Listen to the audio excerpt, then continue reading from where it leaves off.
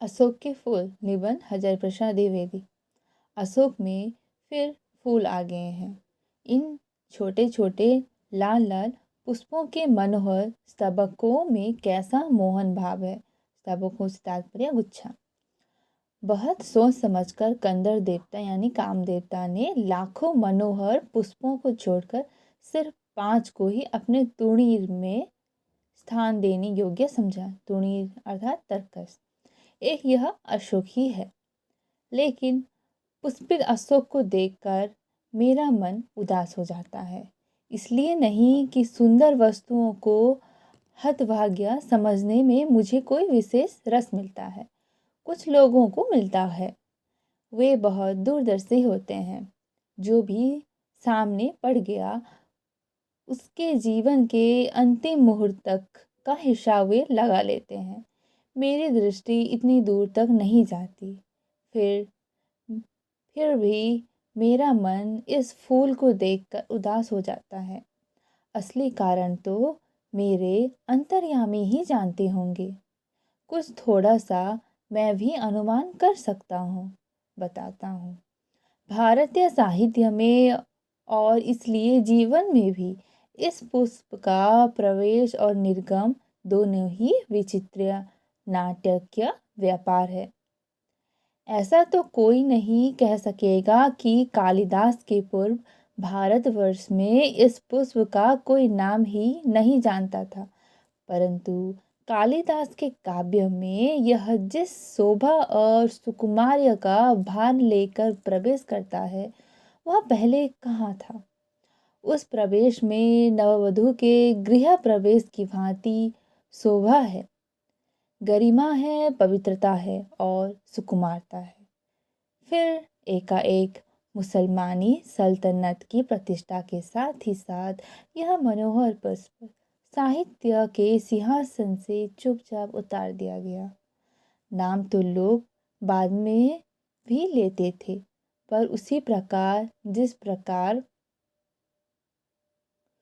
बुद्ध विक्रमादित्य का अशोक को जो सम्मान कालिदास से मिला वह अपूर्व था।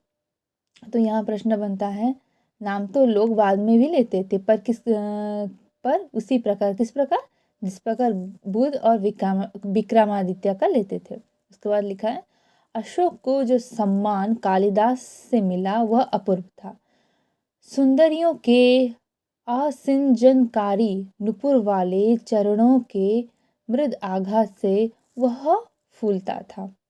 कोमल कपनों पर कर्णावतंस के रूप में झूलता था और चंचल नील अलकों की अचंचल शोभा को 100 गुना बढ़ा देता था। यहाँ पर असिंजनकारी नुपुर का अर्थ है छेदों से पानी छिड़कने वाले नुपुर और कर्णावतंस का अर्थ है आभूषण, कान का जो आभूषण है उसे बोलते हैं। तो यहाँ हमने समझा सुंदरियों के असिंजनकारी नुपुर वाले चरणों के मृद आघात से वह फूलता था। कोमल कपोलों पर कर्णावतंस के रूप में झूलता था और चंचल नील अलकों की अचंचल शोभा को 100 गुना बढ़ा देता था। तो यहाँ पर अलकों से तात्पर्य है जो लटाएं हैं, बाल है, उससे तात्पर्य है जो लटाएं के रूप में लटाओं में वह क्या शोभा पाता था। वह महादेव के मन में शोभ पैदा करता था और मर्यादा पुरुषोत्तम के चित्त में सीता का भ्रम पैदा करता था। वह महादेव के मन में क्या करता था, शोभ पैदा करता था और मर्यादा पुरुषोत्तम के चित्त में सीता का भ्रम पैदा करता था। और मनोजन्मा यहाँ से तात्पर्य है कामदेव। तो मनोजन्मा देवता के एक इशारे पर कंधे पर से ही फूट उठता था। अशोक किसी कुशल अभिनेता के समान झम से रंगमंच पर आता है और दर्शकों को अभिभूत करके खप से निकल जाता है। क्यों ऐसा हुआ? कंदर देवता के अन्य वाणों की कदर तो आज भी कवियों की दुनिया में ज्यों की त्यों है। अरविंद को किसने भुलाया, आम कहाँ छोड़ा गया, और नीलोत्पल की माया को कौन काट सकता है। नवमल्लिका की अवश्य ही अब विशेष पूछ नहीं है। नवमल्लिका की अवश्य ही अब विशेष पूछ नहीं है, किंतु उसकी इसमें अधिक कदर कभी नहीं थी। भुलाया गया, किसे भुलाया गया? भुलाया गया किसे? अशोक को। यहाँ कहा गया है कि किंतु उसकी इससे अधिक कदर कभी भी नहीं थी। किसके बारे में कहा गया है? नवमल्लिका के बारे में। और भुलाया गया है किसे? ना, अशोक को। मेरा मन उमड़ घुमड़ कर भारतीय रस साधना के पिछले 1000 वर्षों पर बरस जाना चाहता है। क्या यह मनोहर पुष्प भुलाने की चीज थे? सहृदयता क्या लुप्त हो गई थी? कविता क्या सो गई थी? ना, मेरा मन यह सब मानने को तैयार नहीं है। मतलब यहाँ हजार प्रसाद द्विवेदी कहते हैं कि यह जो बात है, मेरा मन यह मानने को तैयार नहीं है। जले पर नमक तो यह है कि एक तरंगायित पत्र वाले निफूले पेड़ को सारे उत्तर भारत में अशोक कहा जाने लगा। याद भी किया तो अपमान करके। लेकिन मेरे मानने न मानने से होता क्या है? ईसवी सन के आरंभ के आसपास अशोक का शानदार पुष्प भारतीय धर्म, साहित्य और शिल्प में अद्भुत महिमा के साथ आया था। कब आया था? ईसवी सन के आरंभ के आसपास। उसी समय शताब्दियों के परिचित यक्षों और गंधर्वों ने भारतीय धर्म साधना को एकदम नवीन रूप में बदल दिया था। पंडितों ने शायद ठीक ही सुझाया है कि गंधर्व और कंदर्प वस्तुतः एक ही शब्द के भिन्न भिन्न उच्चारण है।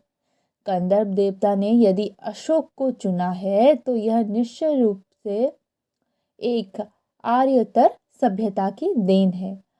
इन आर्यतर जातियों के उपास्य कौन है ना? वरुण थे। इन आर्यतर जातियों के उपास्य वरुण थे, कुबेर थे, वज्रप्राणी यक्षपति थे। कंदर्प यद्यपि काम देवता का नाम हो गया है, तथापि है वह गंधर्व का ही पर्याय। यहाँ क्या कहा गया है? न, इन आर्यतर जातियों के उपास्य वरुण थे, कुबेर थे, वज्रपाणी यक्षपति थे। कंदर्प यद्यपि काम देवता का नाम हो गया, तथापि वह गंधर्व का ही पर्याय है। गंधर्व का ही पर्याय है। उसके बाद क्या लिखा है? शिव से भिड़ने जाकर एक बार यह पिट चुके थे। विष्णु से डरते रहते थे और बुद्ध देव से भी टक्कर लेकर लौट आए थे। काम देवता के बारे में बताया गया है। किससे भिड़ चुके थे? ना, शिव से भिड़ने जाकर एक बार पिट चुके थे।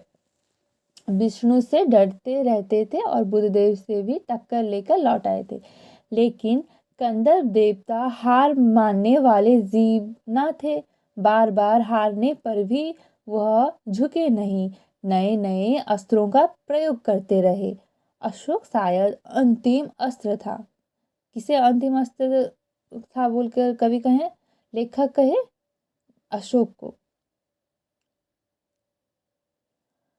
बौद्ध धर्म को इस नए अस्त्र से उन्होंने घायल कर दिया। किस धर्म को इस नए अस्त्र जो अशोक जो नाम का अस्त्र है उससे घायल किया? बौद्ध धर्म को इस नए अस्त्र से उन्होंने घायल कर दिया, शैव मार्ग को अभिभूत कर दिया और शक्ति साधना को झुका दिया। वज्रयान इसका सबूत है।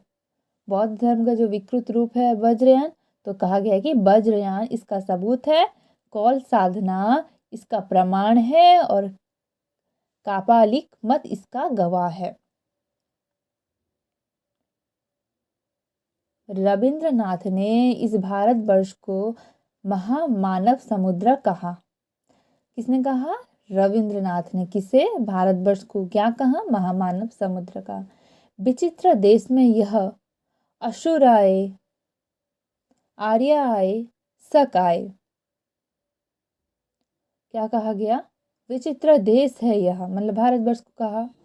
यहाँ पर कौन कौन आए उसके बाद में वर्णन किया गया है।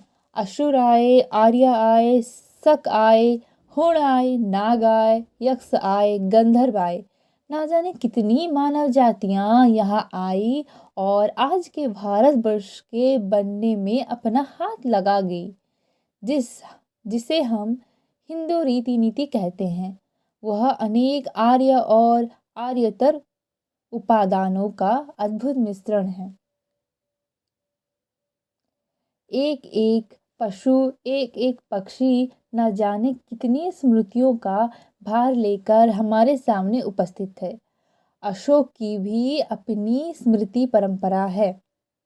किसकी? अशोक की। आम की भी है, बकुल की भी है, चंपे की भी है। सब क्या हमें मालूम है? मतलब कहा गया है कि सबकी कुछ कुछ स्मृति परंपरा है, सबके बारे में हमें मालूम नहीं है। प्रश्नवाचक चिन्ह लगाकर पूछा गया है। जितना मालूम है उसी का अर्थ क्या स्पष्ट हो सका है? हमें जितना मालूम है उसका अर्थ अभी तक स्पष्ट नहीं हो सका है। कवि का कहने, लेखक का कहने का मतलब यह है। न जाने किस बुरे मुहूर्त में मनोजन्मा देवता ने सिर पर बाण फेंका था। मनोजन्मा देवता किसे? कामदेव का बारे में कहा गया है, जो उन्होंने बाण फेंका था शिव के ऊपर, चलाया था, जिससे शिव जी जो है क्रोधित होकर उन्हें पूरा भस्म कर दिए थे। शरीर जलकर राख हो गया और वामन पुराण की गवाही पर हमें मालूम है। जो ये बात है, जो उनका शरीर पर जलकर राख हो गया, किससे हमें पता चलता है? वामन पुराण के 6ठ अध्याय में हमें मालूम चलता है। गवाही पर हमें मालूम है कि उनका रत्नमय धनुष टूटकर खंड खंड हो धरती पर गिर गया। उससे क्या हुआ? उनका जो रत्नमय धनुष था वह टूटकर खंड खंड होकर धरती पर गिर गया। जहां मूठ थी वह स्थान रुक्म मणि से बना था। जहां मूठ थी वह टूटकर धरती पर गिरा और चंपे का फूल बन गया। तो कवि का, लेखक का कहने का तात्पर्य है, जहाँ मूठ थी वह स्थान रुक्म मणि से बना था। जो मूठ जहाँ था वह टूटकर धरती पर गिरा और चंपे का फूल बन गया। तो निबंधकार हजारी प्रसाद द्विवेदी यहाँ बताते हैं कैसे हमें वामन पुराण से पता चला है। उसके बाद क्या हुआ? चंपे का फूल बन गया, कौन कौन सा ना, मूठ का जो स्थान गिरा। उसके बाद हीरो का बना हुआ जो नाहा स्थान था वह टूटकर गिरा और मौलसिरी का मनोहर पुष्प में बदल गया। हीरो का बना हुआ जो नाहा स्थान था वह मौलसिरी के फूल में बदल गया। अच्छा ही हुआ इंद्र नील मणियों का बना हुआ कोटि देश भी टूट गया। अच्छा ही हुआ मतलब लेखक कहते हैं अच्छा ही हुआ, उसका बताते हैं कि इंद्र नील मणियों का बना हुआ कोटि देश भी टूट कर गिरा और सुंदर पाटल पुष्पों में परिवर्तित हो गया। और सुंदर पाटल पुष्पों में परिवर्तित हो गया। यह भी बुरा नहीं हुआ, लेकिन सबसे सुंदर बात यह हुई कि चंद्रकांत मणियों का बना हुआ मध्य देश टूटकर चमेली बन गया और विद्रुम की बनी निम्नतर कोटि बेला बन गई। स्वर्ग को जीतने वाला कठोर धनुष जो धरती पर गिरा तो कोमल फूलों में बदल गया। स्वर्गीय वस्तुएं धरती से मिले बिना मनोहर नहीं होती। यहाँ एक प्रमुख पंक्ति है, इम्पोर्टेंट पॉइंट है कि स्वर्गीय वस्तुएं जो हैं, स्वर्गीय वस्तुएं धरती से मिले बिना मनोहर नहीं होती। तो कौन सी वस्तुएं धरती से मिले बिना मनोहर नहीं होती? स्वर्गीय वस्तुएं धरती से मिले बिना मनोहर नहीं होती। उसके बाद क्या लिखा है? परंतु मैं दूसरी बात सोच रहा हूँ, इस कथा का रहस्य क्या है? यह क्या पुराणकार की सुकुमार कल्पना है या सचमुच ये फूल भारतीय संसार में गंधर्वों की देन है? एक निश्चित काल के पूर्व इन फूलों की चर्चा हमारे साहित्य में मिलती भी नहीं। सोम तो निश्चित रूप से गंधर्व से खरीदा जाता था। सोम के बारे में बताया गया है, सोम तो निश्चित रूप से गंधर्व से खरीदा जाता था। ब्राह्मण ग्रंथों में यज्ञ की विधि में यह विधान सुरक्षित रह गया है। किस ग्रंथ में? ब्राह्मण ग्रंथों में। किस विधि में? यज्ञ की विधि में। किसके बारे में पता चलाता है? सोम जो है उसके बारे में पता चलता है, जो गंधर्व से खरीदा जाता था। ये फूल भी क्या उन्हीं से मिले? गंधर्वों से मिलने का प्रश्न करते हैं। कुछ बातें तो मेरे मस्तिष्क में बिना सोचे ही उपस्थित हो रही हैं। यक्षों और गंधर्वों के देवता कुबेर, सोम, अप्सराएं।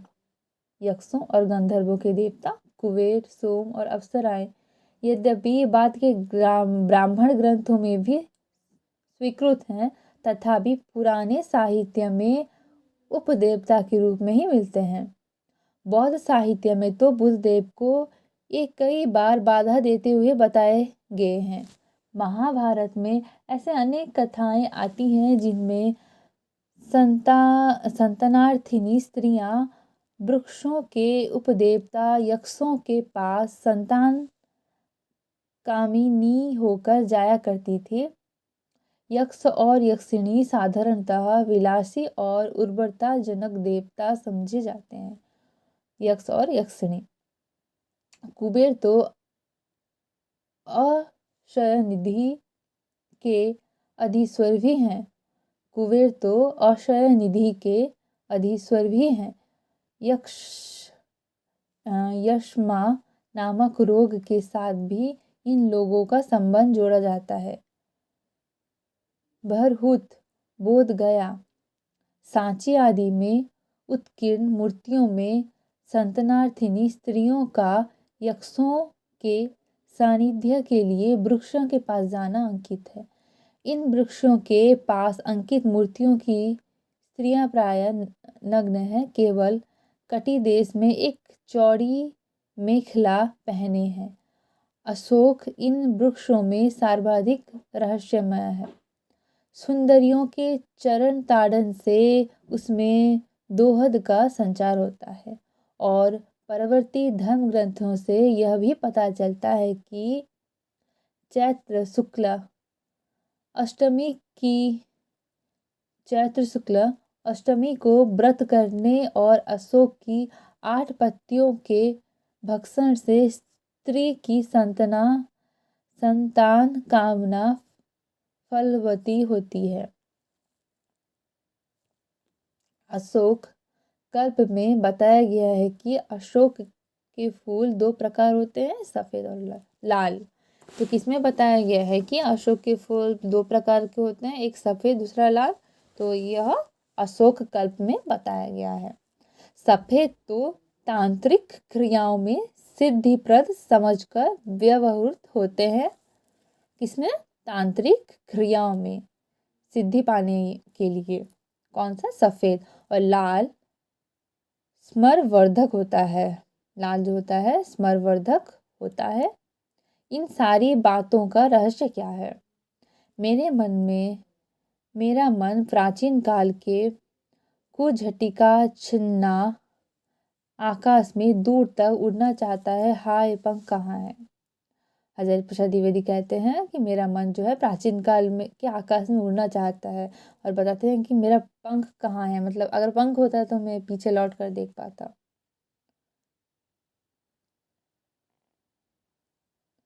यह मुझे प्राचीन युग की बात मालूम होती है। आर्यों का लिखा हुआ साहित्य ही हमारे पास बचा है।